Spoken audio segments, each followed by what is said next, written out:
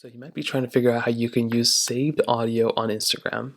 So this is a very basic thing. Basically, if you ever wanted to save a certain audio within Instagram or within Instagram Reels, you can use that Instagram at a later, you can use that song at a later point. So to start off, what you want to do is you want to go and click on your Instagram Reels, or you can find a post on Instagram that has a song playing on it.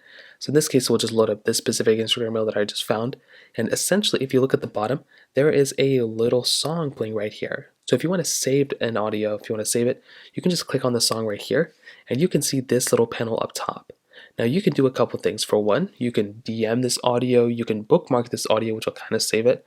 You can also click on the drop three lines, the dots things right here. You'll see a few things. But if you want to use this audio, what you can do is just go and click use audio, and you can immediately use this audio right there, which is honestly a pretty basic thing. So that is a few ways of how to basically save an audio. If you just want to quickly save it, you have that type of capability, which is great. Now, when you're done with this and once you've saved it, all you have to do now is go and click the plus button up here, and you can go and make a reel, you can make a story. In this case, we'll just make a reel. And if you want to, you can go ahead and add in that audio. So now whenever you're ready, you can just go and click up here and you can choose audio. And then if you go and look at the very top, you'll see saved audio. So all you want to do here is go and click on saved, and you should be able to see those audios that you just went ahead and saved. Now the one I think I just saved was this one. So now if I want to, I can just click on this audio, and now look, I can go ahead and kind of parse through exactly wherever I want this audio to be, whatever lyrics I want it. So let's say I want this one, okay, perfect. I can go and click done up here, and now whenever I'm recording, it'll go and play that song in the background.